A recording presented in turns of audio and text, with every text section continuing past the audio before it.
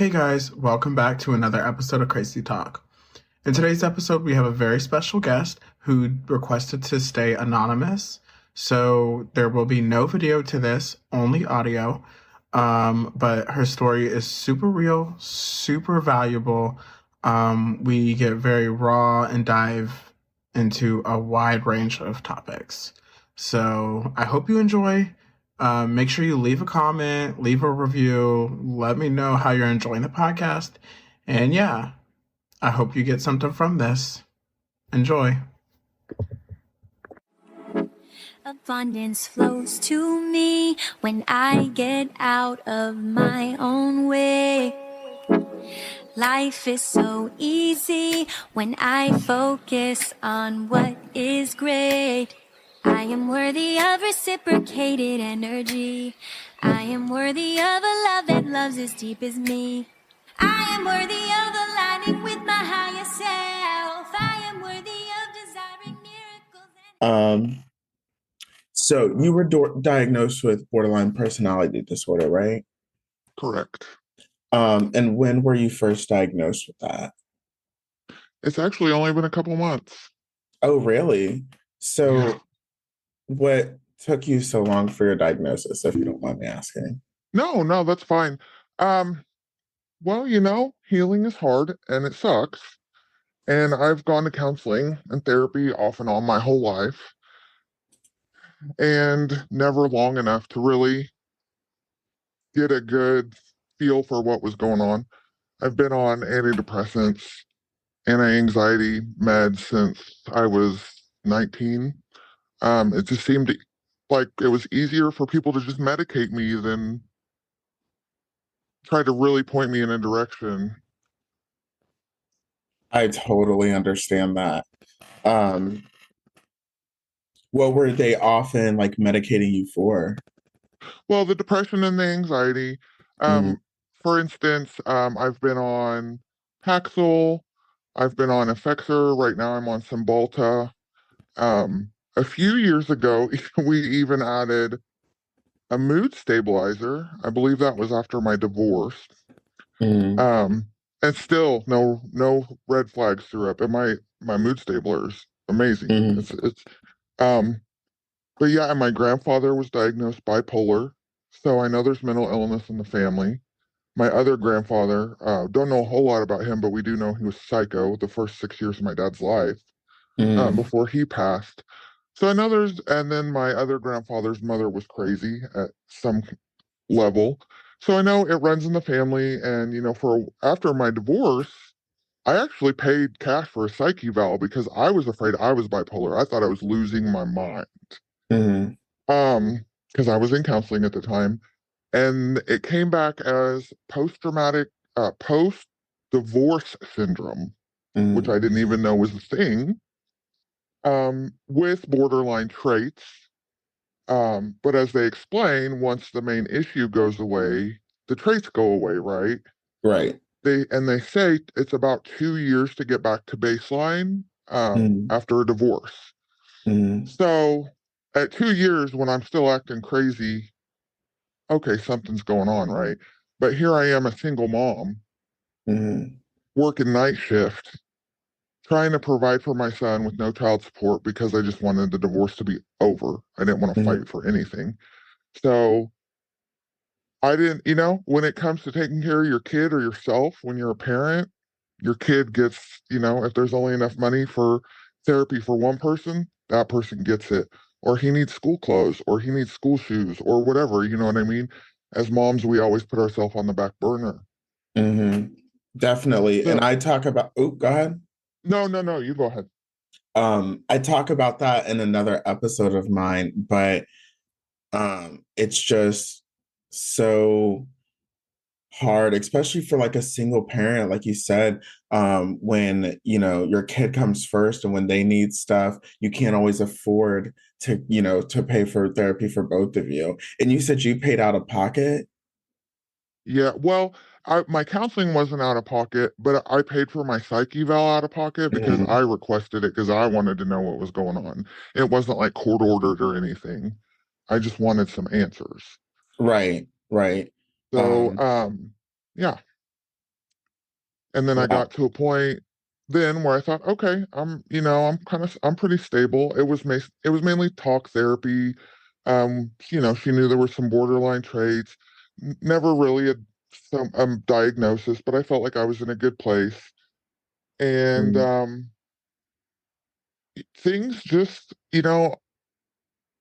I can't really point to when they started going bad. mm, After that, I did get remarried to an amazing, wonderful, supportive man. But this good for disease, it you. doesn't, thank you. With this disorder, it doesn't matter how great of a person they are, you still have your own demons to fight. Um, Absolutely. Absolutely. And having the right person, it does make a big impact on your life. But at the end of the day, like you said, like we all have our demons, and no one can fix that. Doesn't matter how perfect or how great they are. right. Yeah, looking back, I can see these traits all the way back to like high school or junior high, Hmm. which back then they would have probably, well, I don't know about being the time in society, but now it would have probably been labeled reactive attachment disorder because, they're Oh, so leery to label anyone with BPD. absolutely. And like you said, I too was, just labeled as a bunch of different things when I was diagnosed. I was lucky enough to, be diagnosed at 17, but, I started displaying symptoms for a long time before that. And I was given the mood stabilizers, the depression, but they didn't really help me. You said the mood stabler helps you? Oh yeah, if I don't have it for a couple days, I can tell. And the same with my antidepressants. The antidepressants keep me from being irritable. And I Hmm. told the doctor, I was like, I don't feel anxious. I'm just bitchy. I And they're feel like, that. that's the irritability that comes from the anxiety. And I'm like, oh, okay. And the mood stabilizer, um, up until I guess, you know what? Maybe I need to increase my dose because the last few weeks have been very challenging. Hmm. Um, I'm not exactly sure why, if it's just the time of year with the holidays, just where I'm at in my journey of healing. When you stuff stuff down for so long, it's easy to just ignore it and go on and to just Absolutely. live like nothing's wrong. Once you start bringing that stuff up to the surface, you have to feel it again, and it sucks. Hmm. Um, for years I'd push down all the resentment towards my parents, and then I'd think I'd forgiven them and I was over it, and then something would come up and I'd be so mad at them all over again with therapy. Once stuff comes out in therapy, and I'm like, I thought I Right. was over this. I thought I'd moved past this, but it's Yeah, hard, man. absolutely. And it's insane, like the amount of layers you go. It's like you peel one back and there's like 10 more. Oh, And it's yes. so easy to just say, I did, it's so easy to just say, I forgive them. I can move on and not think about it. But when you're triggered and you're getting mad, then you realize, oh, maybe I'm not so over it after all. Yes. Yes. um, so what did your childhood look like, if that's okay to talk about? Yeah, that it is. I was raised by a single mom. My parents divorced when I was 2. We were living in Texas at the time, and my mom moved us back to Missouri. We lived with my grandparents till she could get back on her feet. Then she decided it would be a great idea to be a surrogate mother because her pregnancy with me was so easy, and it was a substantial amount of cash she wanted to get us set up. Um, it kind of went sideways. I don't. This is all stuff I was told later. This was all hidden from me as a child, Mm, uh, as well as it could be, because there was a trip to New York involved, and I was there. So besides that, like I didn't really understand what was going on. I was like 4 at the time. Um, anyway, I guess the surrogacy agency was under investigation, but my mom had already met the client, which was a guy who had been through a divorce and wasn't allowed to see his children. Now, in this day and age, I don't think anybody would let someone adopt a child that had lost rights or Mhm. visitation to their previous children, but I digress. Anyway, that would have sent a red flag to me. So she'd already met him. So they stayed in contact. We went to New York. My mom got pregnant. I don't know why she freaked out and we came back home. My cousin said she remembers something about he was from India, so he would call his family back home and she wouldn't know what he was saying, and it just freaked her out. She watches too many Lifetime movies. I don't know. So we ended up back here. My mom didn't give him the baby. And so I was raised by a single mom and a half sister without a dad. My dad was 16 hours away, and I talked to him on holidays. Usually got to see him 1 week during the summer, and occasionally I'd get to go visit on Christmas. But my stepmom was a monster. She didn't she didn't want me around. They had their own daughter when I turned 6. Mm. So both my sister that my mom had, she was the golden child. And then my dad had a daughter right there, out of sight, out of mind. So I Right. just kind of felt like the black sheep on both sides. Mhm. Yeah, that must have been hard. Yeah. And it's something my grandmother always did when a new grandchild was born. They were the focus of attention till another one was born. So the Mhm. sister I lived with was the last one. So it was all about her forever. And Mhm. so, like I said, her dad's from India, so she is gorgeous. She's got beautiful dark complexion, long, thick, gorgeous hair. I mean, she's a stunner. Mhm. And I'm, chubby, curly-headed, frizzy-headed, whatever, nothing special. um, so it was really challenging, and my mom was all about my sister because my mom's very girly. So many Mhm. times I'd hear, well, how do you expect to get a boyfriend if you don't fix your hair and put makeup on and dress cute? And I mean, those are just just examples of some of the negative things my mom would say. Not to Mhm. mention smacking me across the face or throwing me into walls or whatever, you know, fit her fancy at the time. So there was mental abuse, there was psychological abuse, there was emotional abuse, there was physical abuse. Um, But I mean, I look back at, like, here we are at Christmas, and I Mhm. love Christmas because Christmas was so magical when I was a child. I didn't realize how screwed up my home life was until years later, like mainly recently, because I just didn't think about it. I shoved it all down so deep. Like, there's a lot of things I've blocked out from childhood that I just don't remember. Mhm. So, Yeah. I was not, when you think of trauma and BPD, I always thought like those children that got locked in closets Mhm. or cages or people who were sex trafficked and tortured. Like, I never thought I'm going to get trauma because my parents are divorced. You know what I mean? I just, Absolutely. I don't feel like my life was bad enough You're speaking to my for soul. for my brain to be as messed up as it is. Uh, I feel like that is a very common thing. And it's like it's crazy to me that you're saying this right now because I just no one's ever said it like that, but it's so true.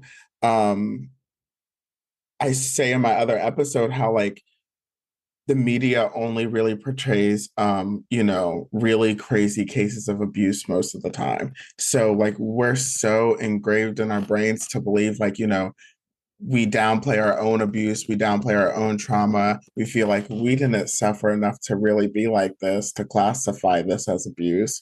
Um, and then when you're going through abuse, like you said, we push it so far down, out of sight, out of mind. We're not even aware until years and years later that it's even happening.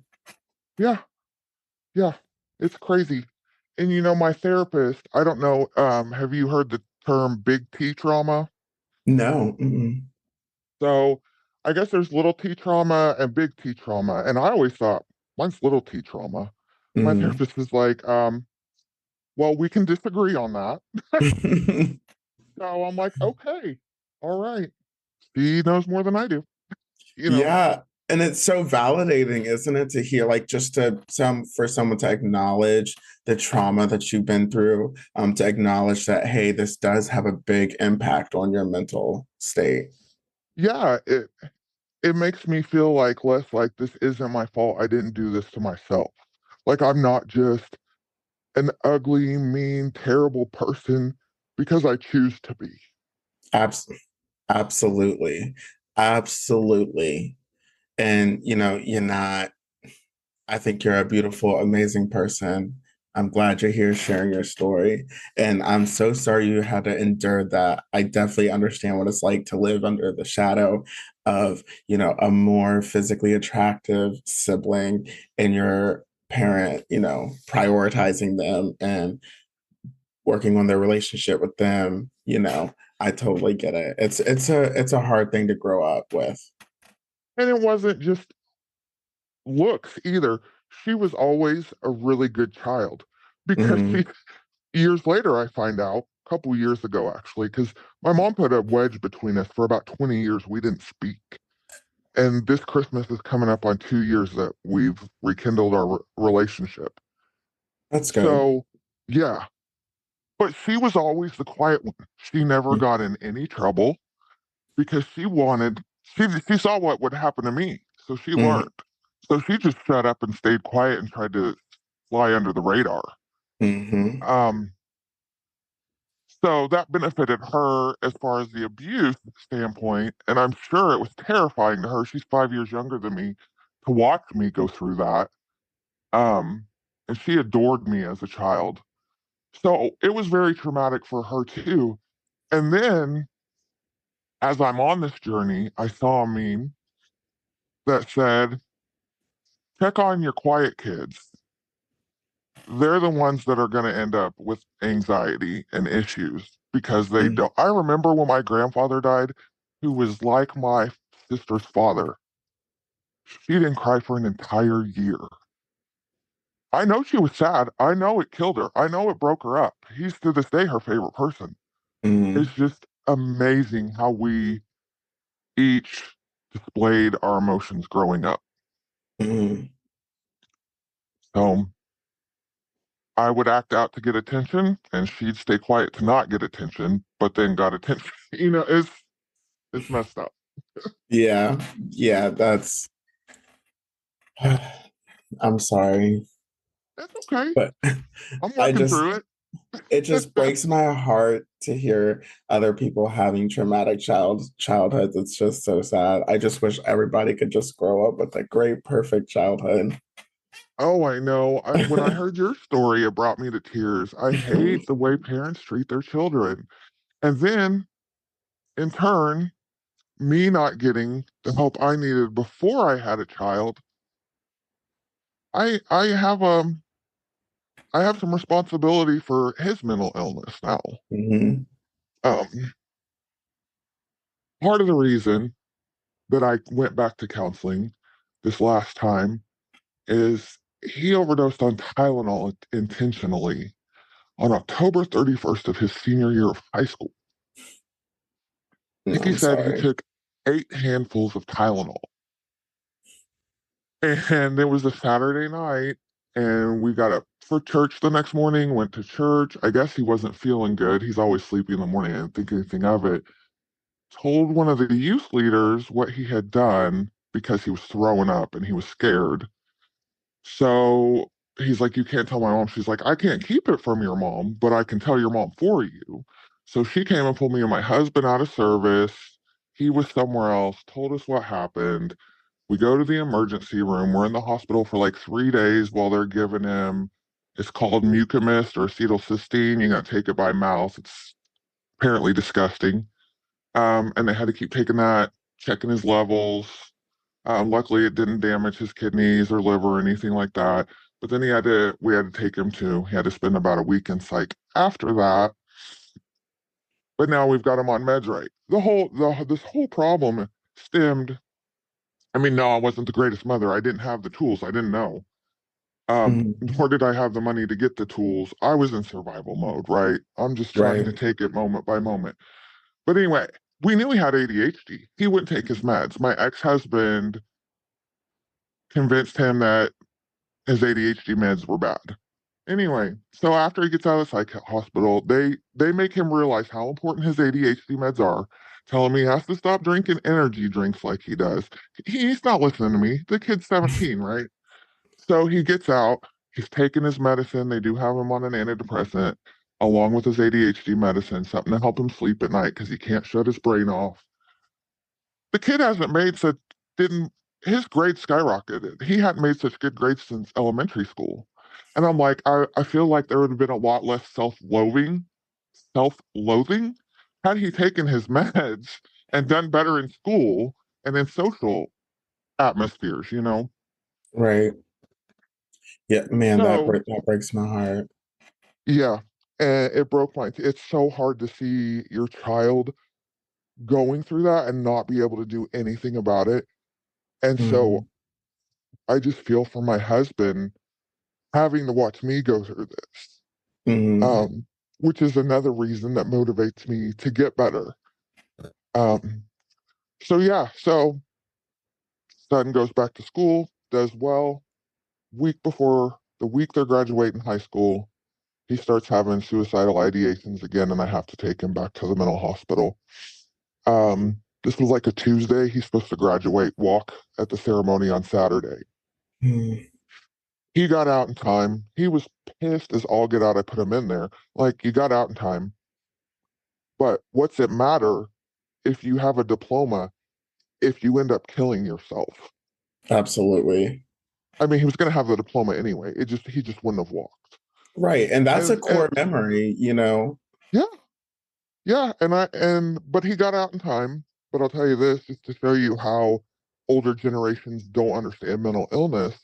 My father and my new stepmom canceled their trip to come watch his graduation because they didn't they weren't for sure if he was going to be out or not or what kind of state of mind he'd be in. So that So broke they his heart didn't too. come Yeah, they just didn't come. because they weren't, They didn't know what kind of state of mind he'd be in. you And would we think weren't that a would make hundred you want to percent. come more. You would think so. Hmm. You would think so. But they shy away from anything difficult or ugly. I Hmm. haven't even told them I've been diagnosed BPD because what's the point? It's not going to change anything. I mean, my dad's 71. He's pretty much set in his ways. Mm. Yeah. Hmm. So that broke his heart, which I'm sure pissed him off at me. Right. And Mm. so, yeah, so he moved out 2 days after graduation. This was not this past May, but the May before. And I haven't spoke to him since. And that's really heartbreaking for me. I'm sorry. I know that must be difficult. Thanks. You know, and I kids, and he's still a kid. You said he's 18, He's 19 now, 19. Yeah, I tell my son, you're a kid till you're 21. yeah. um, okay, 18 does not make you an adult. Um, No. kids, they have, you know, it's very hard for them to see the full picture. Um, and you know, I'm sure he'll come around eventually. I do feel deep down in my heart he will. Mhm. So that's another reason I'm trying so hard to get better, so that I'll be ready for him when he does come back. Absolutely. And that's amazing. And that's all you can do, you know, working on ourselves. And you know, he'll see that too eventually, even if it takes him you know, a few years, even if it's just a small bit, you're working on yourself and that's really all you can do. And I think that's a great step. You know, like you said, you were in survival mode early on. No one can fault you for that. I mean, you know, he's entitled to feel the way he feels, Yeah. but at the same time, that doesn't invalidate your experience. Um, and unfortunately, that's the reality for so many, you know, especially with mental being as stigmatized and untalked about as it is.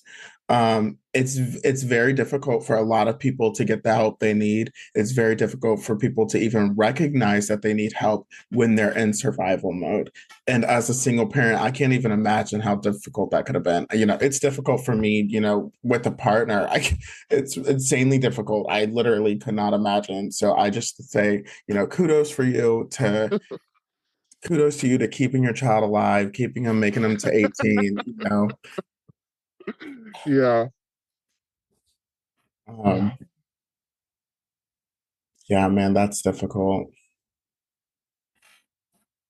Um, so, and speaking of like how difficult it was, like, so when you find it, you know, when you find life getting overwhelming and you find you're just, you know, going throughout your routine without really taking a step to reflect and take care of yourself, how do you like hit pause and like take a step back, realize like you're doing too much and you need to take care of yourself?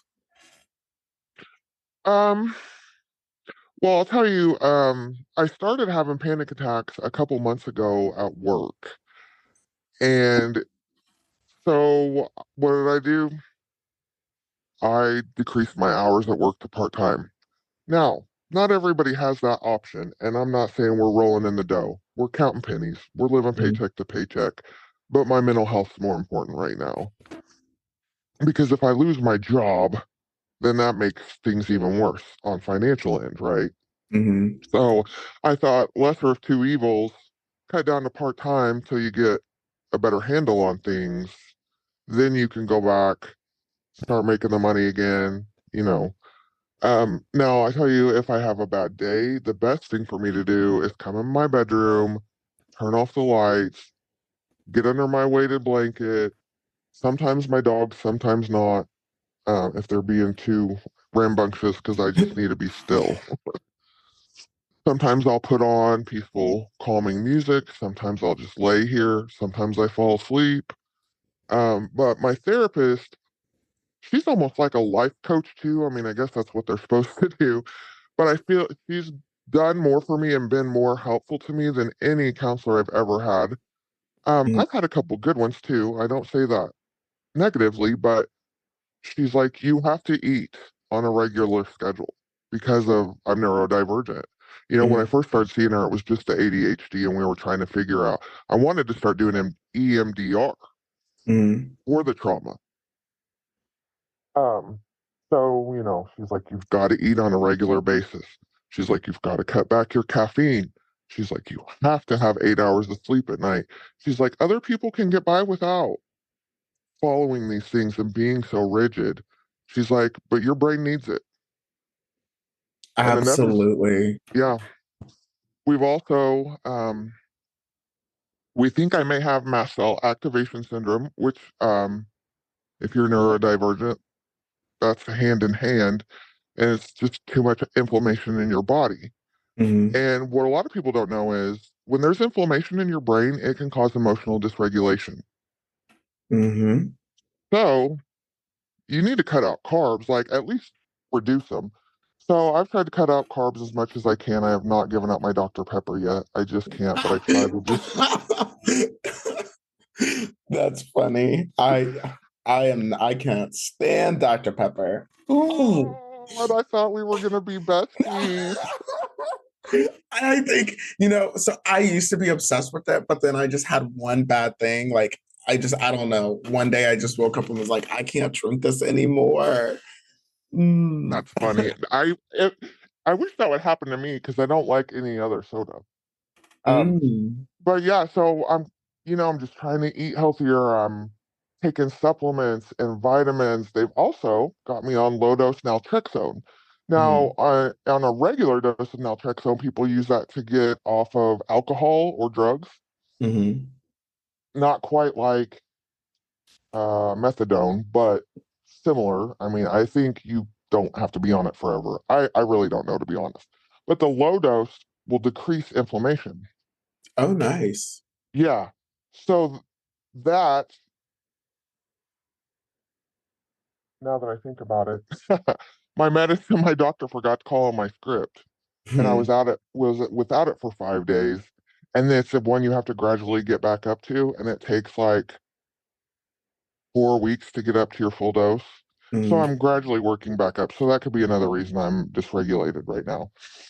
gotcha. So yeah. So, but I mean, it's amazing. Like I was actually taking 800 milligrams of ibuprofen every day until I got them to put me on something for inflammation, and it just made a world of difference. I could not believe it.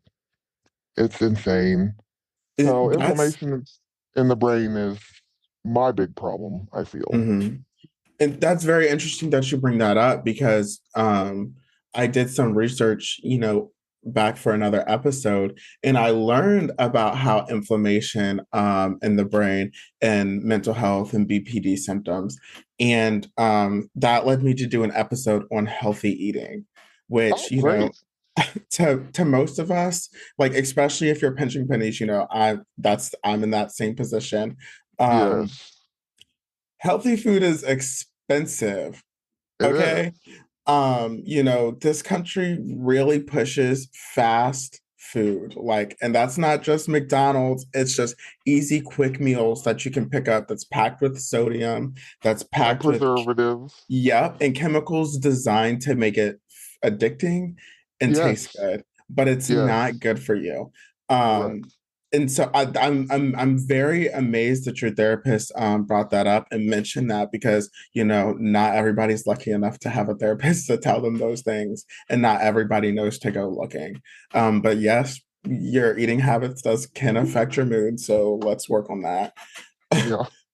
And sleep. Sleep's very important.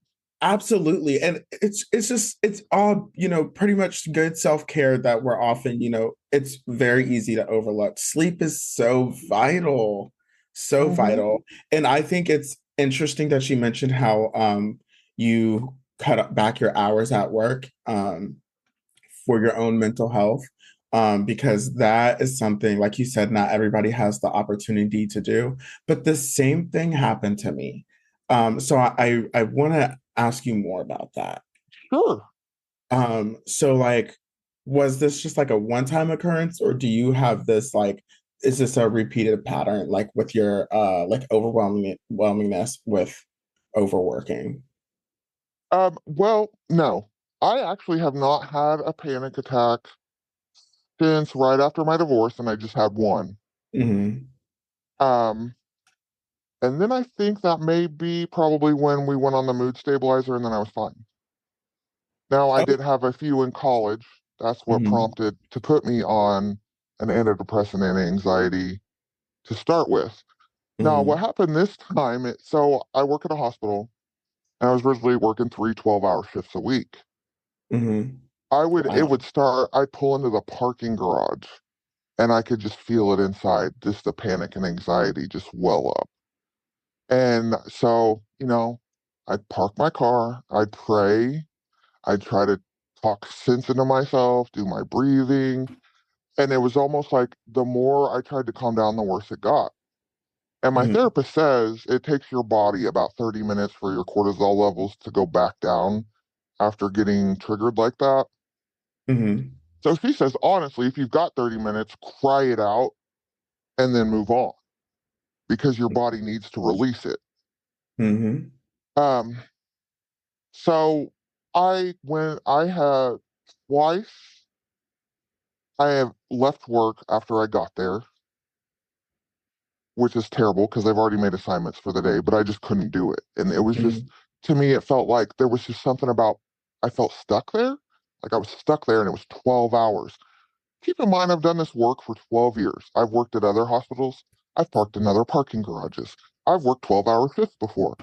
Like, I don't know if it was finally just my brain said, you've had enough, get this fixed. Like my body said, we can't handle it anymore. Hmm. And before the big panic attack started, I would just cry in between patients. I'd be walking around the hospital with just ruminating terrible thoughts in my head. At one point, I was trying to calculate how much longer was left on the suicide clause of our life insurance because I just felt so worthless and I just couldn't, I can't do this. I can't do this job. I suck. I'm terrible. Everybody, like, just all these paranoid, terrible thoughts.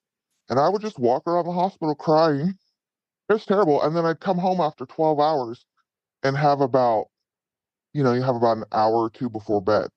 Mm, Eat, shower, try to wind down, try to get to sleep, and get up at the crack of dawn and do it again. So now I work 8 hours.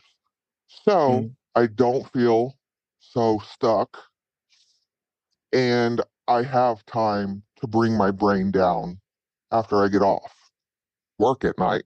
And mm, then if I'm feeling up to it, especially good, I can stay for a 12-hour shift. I can stay 4 more hours, or I can pick up an 8-hour shift another day, or a 12-hour shift another day, or even a 4-hour shift. Um, I'll kind of look at our budget and our bills, and I'll be like, okay, how many hours am I going to need this pay period to make our bills? mm. Or is my husband going to need to pick up a little extra?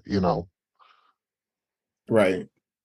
Well, that's my heart's breaking again that you had to experience that.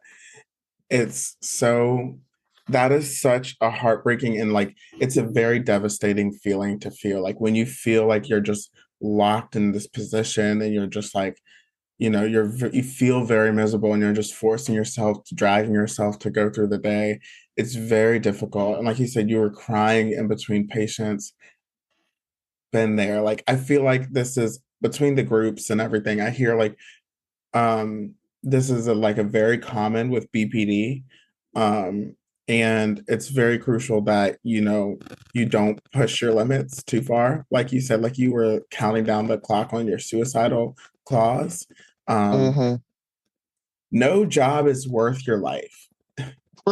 That's important to them. And it's like, we society really pressures like you makes us kind of feel like weak for saying like I need a mental health break.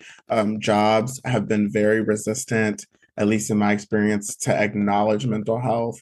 Right. I've actually been, downgraded because I was like, I need a break. I just wanted my week's vacation and they want to give it to me. And I was like, listen, if you don't give it to me, I just need to go. And they was like, Right. oh, well, you're too mentally unstable. Bye. Um, yeah, Wow. yeah. But like, so that's one thing I've always been very adamant about. Like, no job is worth my life, your life. It's just not worth it. Um, and I think society needs to really rethink like that work culture really needs to be reshaped because, you know, I'm glad you were able to, leave work early, like you said, when it was just too much, and scale back your hours. And that's exactly what I had to do because life is a lot. It goes by so fast. And when you're spending all your time at work, you, like you said, have only like 1 or 2 hours to unwind. You're taking care of kids. It never stops. When does the self care happen? You Yeah. know. Yeah. So And I'm just granted, glad even you're able to though, do that. thank you. Yeah. Even though the 12-hour shifts, there was only three of them a week. For me personally, and I don't know if it just has to do with my ADHD, I do have some autistic traits.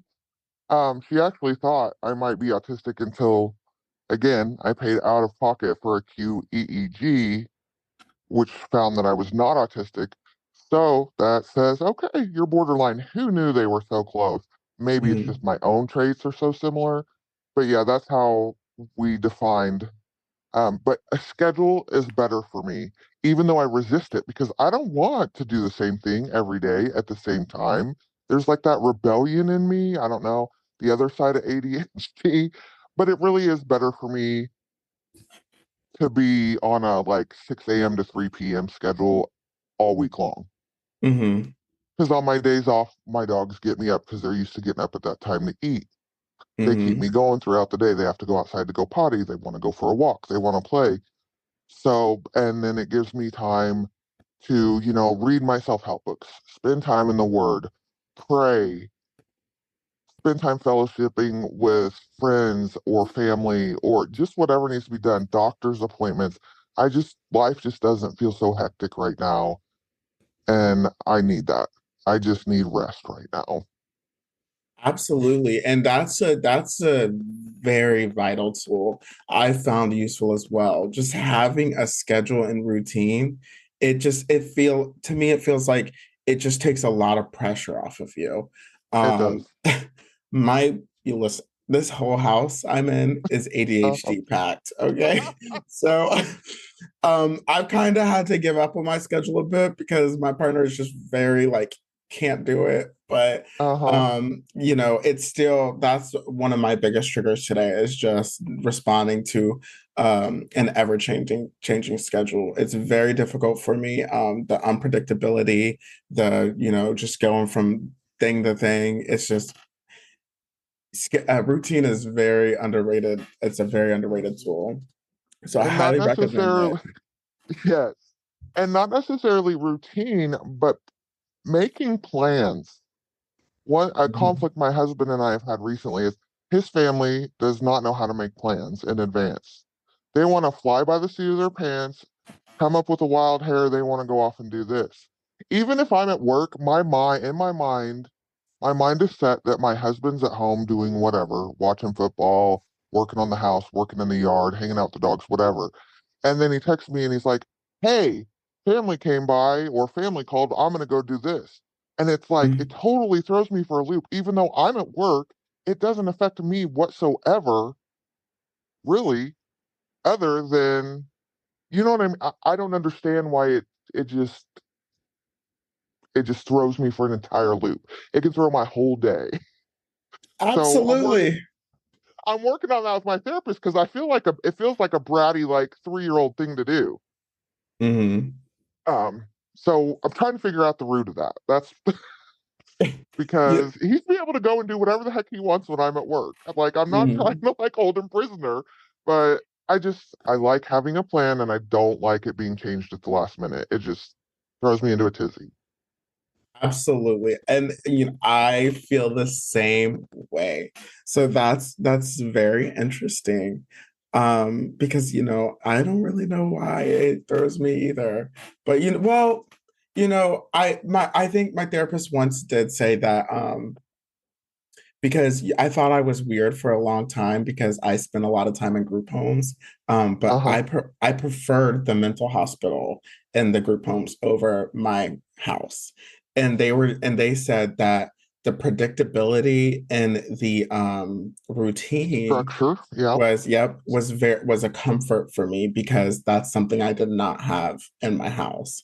And about kids craving and needing structure, so I found Yes. that very interesting. But I still wish it didn't trigger me as bad Right. today. Well, let me ask you, I'm curious, what do you do when you start feeling yourself get overwhelmed? How do you take a step back? Because I'm still learning. So that's one of the reasons I joined all the groups on Facebook is just to learn and get some tools and tips and tricks. Absolutely. My biggest thing is I just listen to Taylor Swift. Every time that's my go-to. If I am feeling some type of way, I just put my headphones on.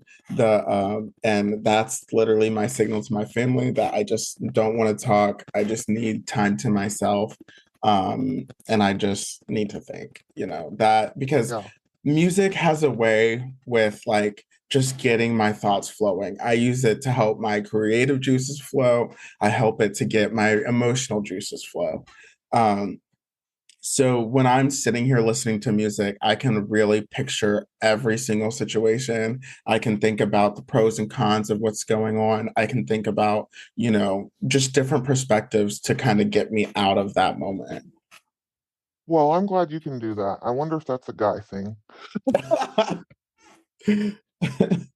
Well, I don't know. But even like you said, like crying, really just allowing yourself to feel the feelings is very important. And also like self-awareness is important for me. I found that like just validating my own emotions. Because before, whenever I get mad, I go to, oh, I'm stupid, I'm wrong, I'm bad, I'm messed up for feeling this way. But in Right. reality, something is making me feel this way. That I'm not bad, I'm not wrong, and it's okay for me to be upset. It's okay for me to feel however I'm feeling. So I just give myself permission to feel that feeling. I just not don't allow myself to go off and scream at other people. But it's Yeah. it's still very, very hard because the urge to scream and fight and get your point across is very real. That's very strong. And like with BPD, it's like it consumes you. So it's Yeah. it's very like it's like fighting your natural instinct. Yeah. One of the skills they try to teach us is, okay, when something triggers you, let's think about this logically. When I'm in fight or flight, my logic goes out the window. I did have somebody, Absolutely. my therapist said, have somebody around you that knows when you get into that mode, have you do math. Freaking, I'm like, are you kidding me? I hate math. I dropped college algebra 6 times. What are you talking about? She's like, simple math, addition, multiplication, because it triggers your logic side of your brain. Hmm. So that way it kind of shuts off the emotion side because Hmm. or calms it down rather, lights up your logical side. I Wow. don't know the answer. I'm still learning. I know it's best for me right now to go and hide until I feel better, so I don't say something I don't mean. Hey, and that's okay. I advocate for I'm quick to go lay in the bed. um like there was this meme on Facebook and it was just like anytime something comes up, I'm going to bed now. Um but that's a lot better than going off, and like you said, saying something you can't take back or saying something you regret. So just setting that time and allowing yourself to feel that feeling, allowing yourself to think and de-escalate. You said it was like about 30 minutes to get your cortisone levels down. That's all. Hmm. That's all it takes. Sometimes even like a couple weeks ago, it took me 4 hours. I'm not gonna lie, it took me 4 hours. But I sat here. I couldn't be productive. I couldn't do anything but sit here, and I sat here for 4 hours, just letting myself feel it. Oh yeah, I have I have episodes that last. I'm not down to 30 minutes by any means. That's just the physiological aspect of it. The cortisol doesn't start coming down until 30 minutes. Yeah, no, there's times I've had to sleep on a situation. I don't feel better until the next morning till I've slept on it. Hmm. But then there's times I can just take 30 minutes to myself. I mean, it just depends. I'm learning how to regulate better. I do feel like I don't flip out as often and that I get over it better as far as like I don't flip out as often, as bad, or for as long as I used Hmm. to. So I'm making progress. That's good. However, I mean, it's frustrating when you take a step back, you know, 2 steps forward, 1 step back. You're gonna, I can't even think of the word. Words aren't my friend right now. I don't want to say relapse, but you know what I mean when you're doing so good and then you hit a bump in the road. Absolutely. And it's so Absolutely. frustrating because you're like, I'm trying so hard. I've been trying so hard for months. You Hmm. know, and then it's like, oh, and it doesn't take long to get back to where those feelings where I was 2 months ago, but luckily they go away quicker now. Yeah, absolutely. And as we learn more tools and tricks that benefit that really work for us, um, and we adapt our brains, and we're rewiring our brains to learn healthier patterns, it does get easier, but that does not mean that it's not going to happen or it's never, you're just permanently fixed. It's still a journey, a long, long journey, I found. Hmm. um, My sister says it best, healing is a lifelong journey. Absolutely. Unfortunately, there will never be a point where we've arrived and we're all good now. Absolutely. Absolutely. Um, you've been You see amazing. people in our groups that say, well, not very many, that they're in remission. And I wonder, you may know the answer to this, Does remission, I mean, I know remission means no traits displayed. Is there a certain amount of time for? Is it like no traits for 6 months? You know, this girl I follow had just mentioned something about that. I don't I don't think so. But I would feel like there would be a certain amount of time to say remission. Hmm. Um, And can you be on meds if you're in remission? That's another question I have. she is on meds and she classifies herself as remission. Okay. All right. Well, that's good to know. Because I don't think I'll ever be able to get off of them. I mean, I know all things are possible through God, Absolutely. but I don't see that happening right now, and that's fine. If he put me here to advocate for mental illness and spread awareness, that's fine. I'm not going to go through all this pain and not have others benefit from it. Absolutely. That's my thoughts exactly, and for so long when you're like hurting and you're unaware of your conscience, we go through life, a lot of us, especially with BPD, hurt people. Yep. But it's so nice to be in a position where we can, kind of change that and be like, you know, I was hurt and now I can use that to benefit other people. Yes. Um, I Absolutely. think that's all I have. Do you have anything else you'd like to cover? No. Well, you have been the absolute perfect guest. Well, thank you. I'm so glad that we met and that you reached out in our group. Yes, thank you so much for doing this. Anytime, my friend. Okay, I'll talk to you later. Bye bye. Bye. Abundance flows to me when I get out of my own way. Life is so easy when I focus on what is great. I am worthy of reciprocated energy. I am worthy of a love that loves as deep as me. I am worthy of aligning with my higher self. I am worthy